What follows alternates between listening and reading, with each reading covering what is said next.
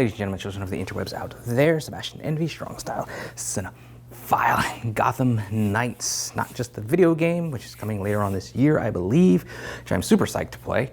We're talking about the TV show that is coming forth, is picking up some steam with some casting, so let's geek about it for a scant few minutes because we got a little bit more details on the plot of it and who is going to be involved in it, and I have questions. Now, first off, it's, as I've said before, I think Batman is just ripe for a just regular television type of show, like a multi-seasonal television show. The movies are good, and it's okay to have those. I mean, I'm assuming the movies are good. Like, a lot of the movies are good. Some of them suck. The whole Dark Knight trilogy was just underwhelming for me. Batman Begins was okay. Dark Knight sucked. Dark Knight Rises beyond sucked. Haven't seen the Batman yet, as I've said, but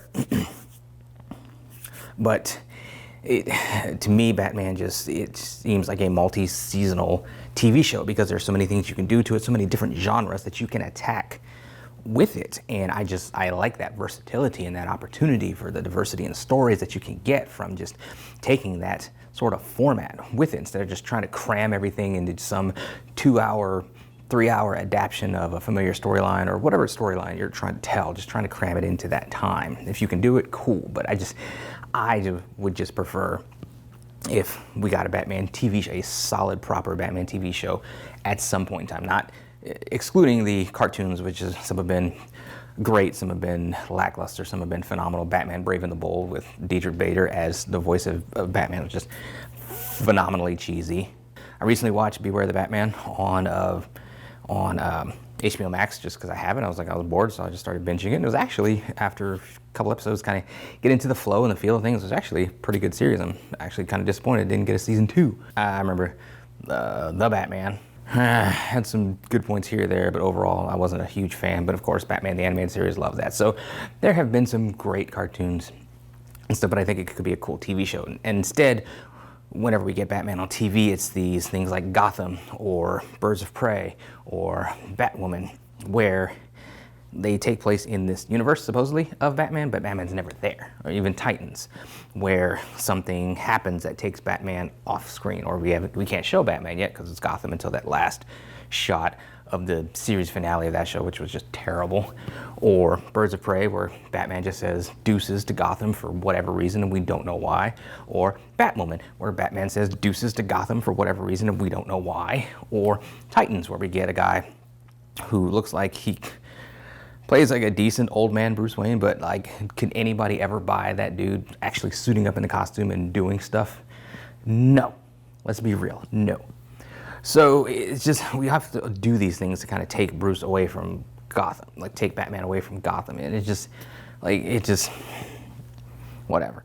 It just seems stupid to me on the one hand. On the other hand, if you treat everything as an Elseworlds type of story, then kind of work like that. These just kind of what if corners of the DC universe. And that's how we need to treat things. And that's how treating Gotham Knights from the CW, which is a story where Batman, Bruce Wayne, is brutally murdered and his adopted son and some children of his rogues get wrapped up in it, accused of it, and they're working to prove their innocence and somehow get pulled into maybe being sort of kind of doing some heroic stuff and protecting the city, something. It's a weird sort of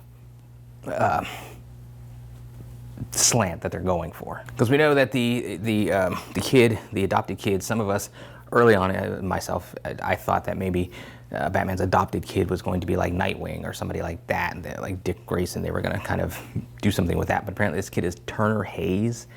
And Turner is resilient and driven to live up to his billionaire adoptive father's name. He's also charming and soulful, but has never felt quite comfortable in the world of wealth and privilege. So we're getting Batman, for whatever reason, Bruce Wayne decides to adopt Turner Hayes. Because,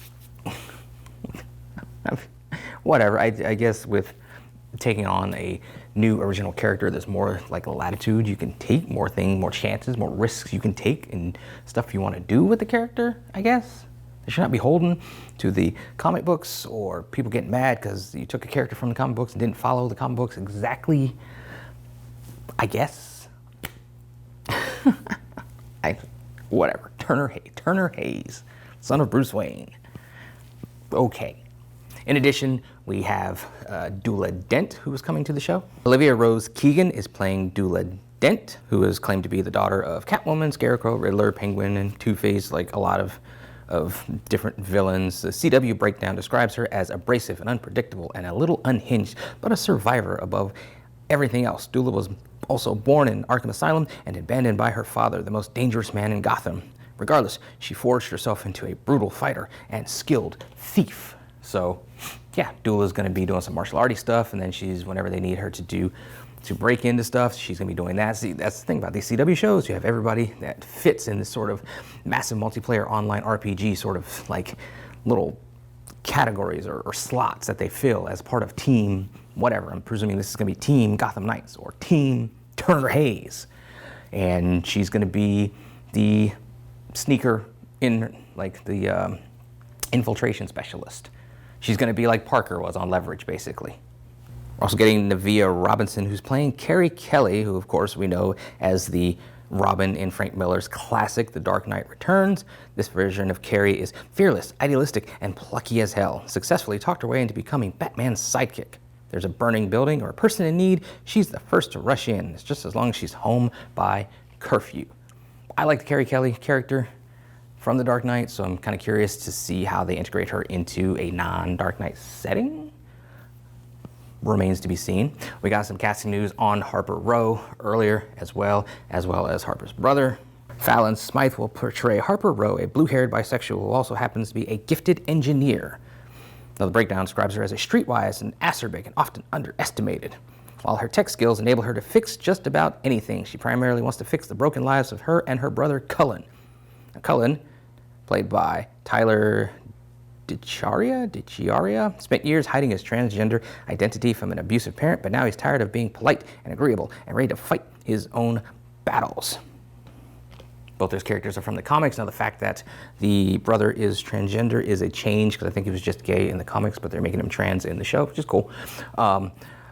I'm just curious about how they play out on screen. And again, as I said, these massive multiplayer online RPG sort of slots where Dula Dent's going to be the infiltrator specialist. Now, we know that Harper Row is going to be the engineer, that any sort of plot-specific tech that they need in 37 minutes from Act 1 to the end of, like, you know, the climax, she's going to be able to make it.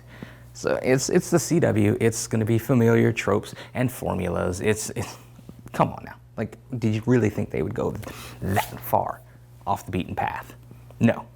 So it remains to be seen how this goes. Like I said, if you kind of treat it as, what are they doing with my Batman? He would never do these things would never happen to Batman, then yes, you're going to drive yourself insane with the disappointment, the rage at what they're doing with the show. But if you just look at it as truly an Elseworlds what if sort of tale, which you just have to do with all these adaptations. These are just, they're never going to be regurgitations of what's on the comic book pages. And why should you want them to be? If you want the comics, you have the comics.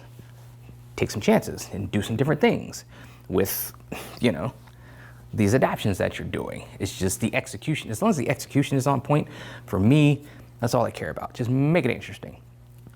It just remains to be seen if it truly is.